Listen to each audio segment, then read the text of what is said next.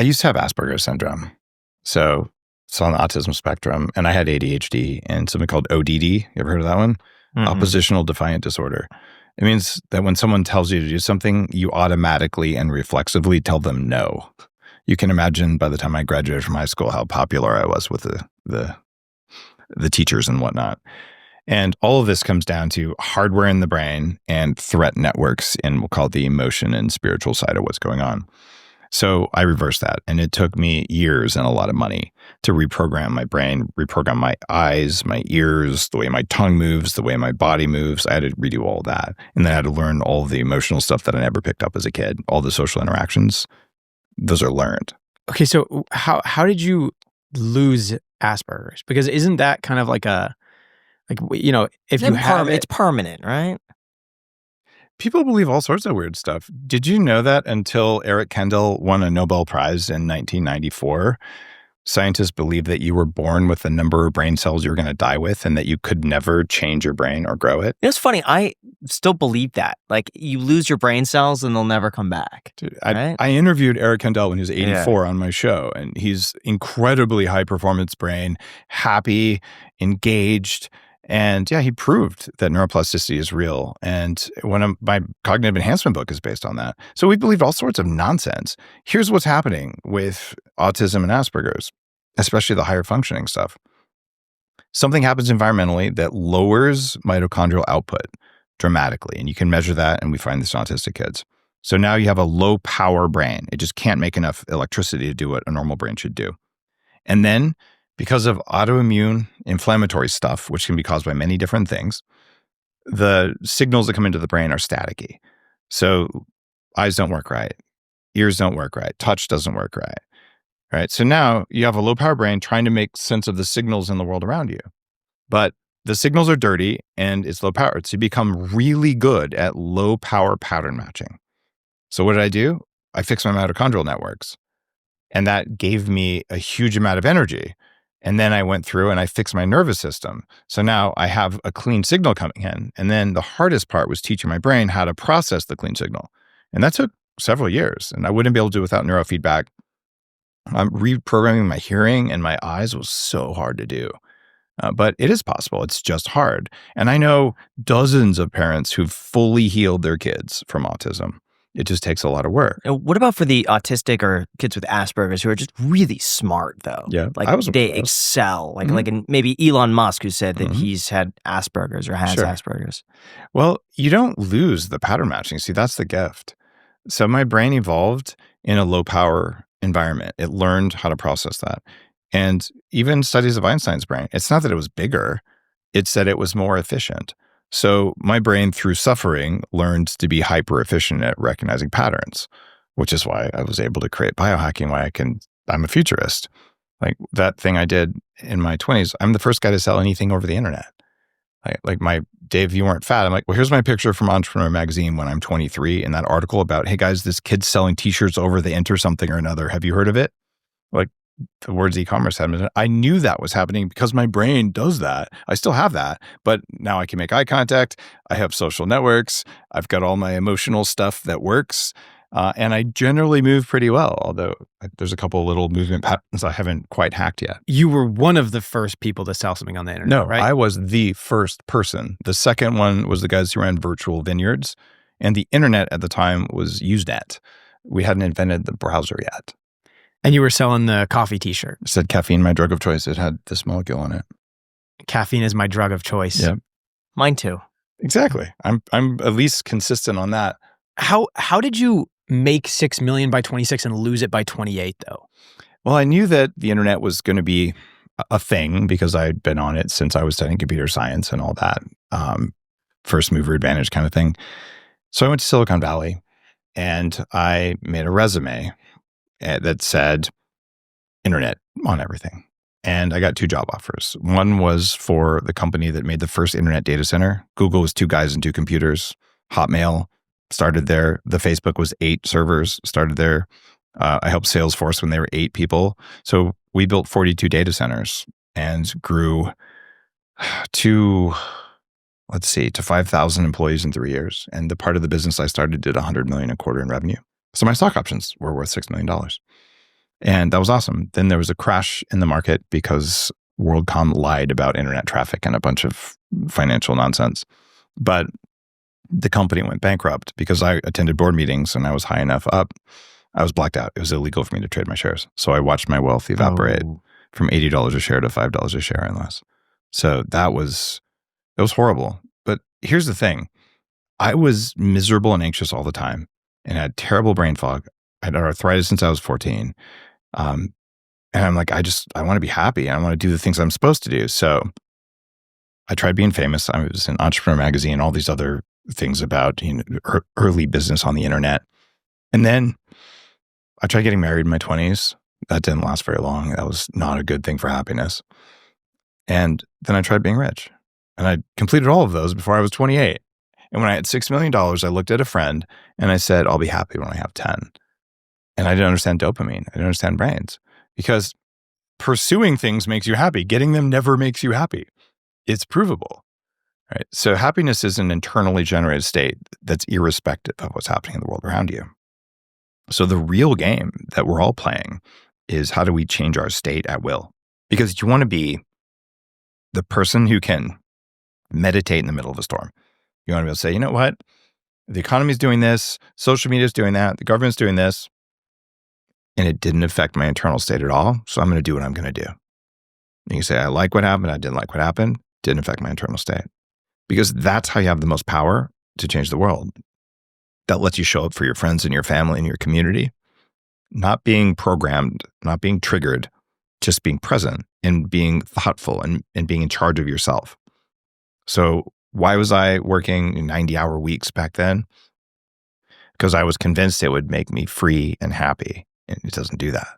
And I also was convinced that it would finally show the bullies from 7th grade that I'm better than you. That's not my motivation anymore. So what were like the next steps that actually started this healing journey of like where your body was in a rough shape, your brain was in a rough shape? What were the first things that you actually started to see made an improvement? The first thing was I was desperate. I bought disability insurance when I was 25. I'm like, I wouldn't hire myself. My brain is failing. My doctor says everything is fine. Everything is not fine. I don't know what to do. So I started doing all the things that I didn't believe in because I already tried antibiotics every month for 15 years for the stuff going on. I'd always get strep throat and sinus infections. I had toxic mold. I didn't know it. I decided I was going to spend 20% of my earnings, which were pretty sizable during some of that time, on fixing my biology. And one of the things that happened, I was going to Wharton Business School. I was failing out of my classes.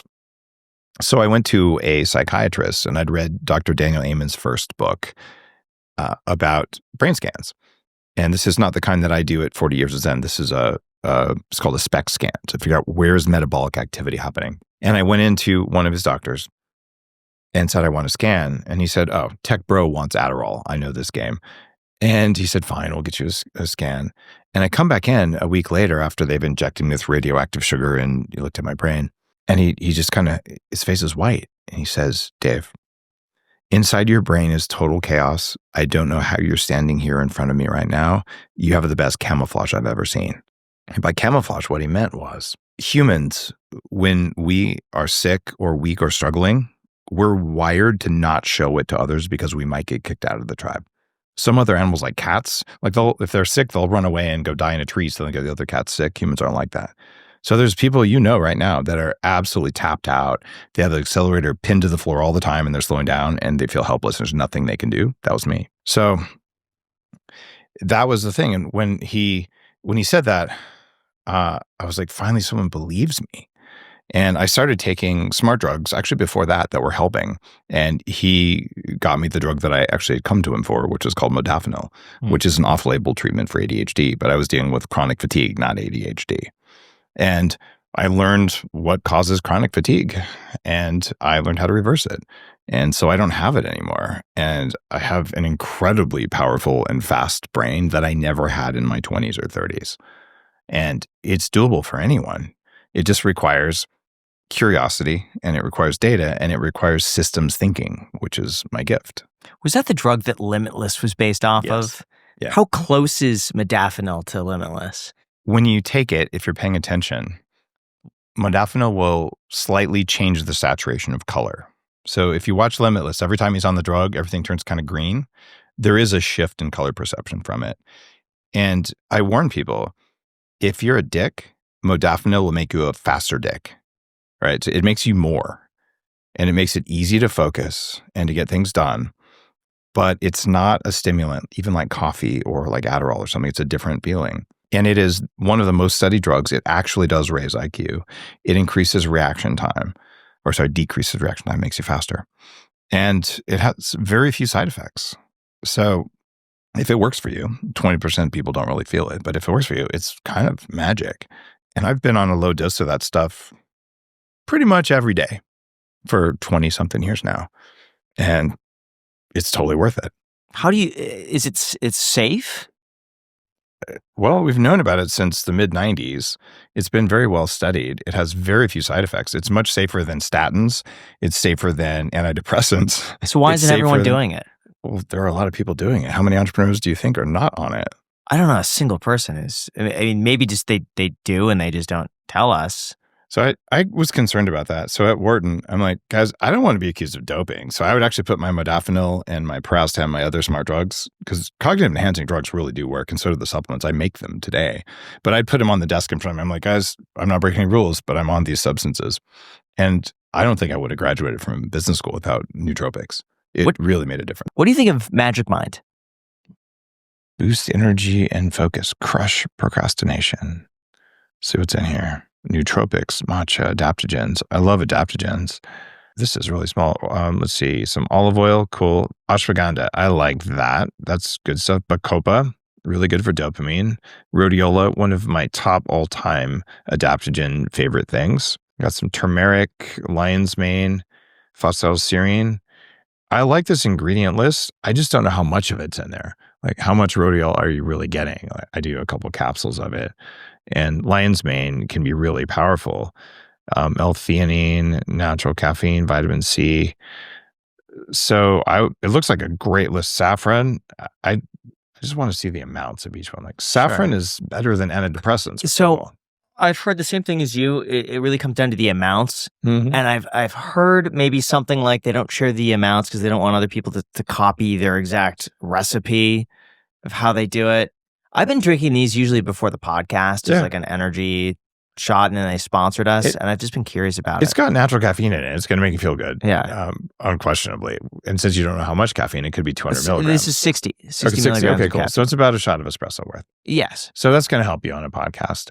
I understand the desire to have proprietary blends, and I've done it myself because you're so tired of these knockoff clowns doing it. At the same time, a serious biohacker, like, I know how much rhodiola I take every day. And given the volume of that thing, unless it tastes really bad. Some people don't like it. I like it, but I like bitter things. Okay. So I would say it's kind of like a mixed of bittersweet. I like it. It tastes very, like, kind of a little sour, like very probiotic. Okay. It's pungent. Okay. I would like that kind of a taste. And so it's a great ingredient list. I would just want to know, am I taking too much of one of those with all the other stuff I take, or is it the right amount? So what I would like to see them do is if someone reaches out to customer support or something, most companies will say, all right, here's what's in there. And guys, if the people making Magic Mind see this, anyone who wants to copy it can take it to a lab and break it down easy enough. So like it's a pro and con thing, but for people who are going to be taking things, I worry, like, people throw vitamin B6 in everything. I didn't see B6 in that, which is good. The form of B6 that we use is not even good for you. It creates problems for people because it's an unnatural form. But if it's in every supplement, in every energy drink, you're going to get like numb feet and hands from that because you don't know how much you're getting. So I like to know what I'm taking, but I really like their ingredient list. Cool. Yeah, we've been taking this. I usually take it with us when we travel. It's sponsor the podcast. So if you guys are interested, we do have a link in the description, and I'll reach out to them. I'll see if we can find out the doses. It's a good idea. I like it. And I understand not putting it on the bottle. Just if someone asked their customer support, I would hope that they would say what it was. And just third time saying it, I didn't see anything on there I don't approve of on the ingredients list. So it looks like it's a good combination.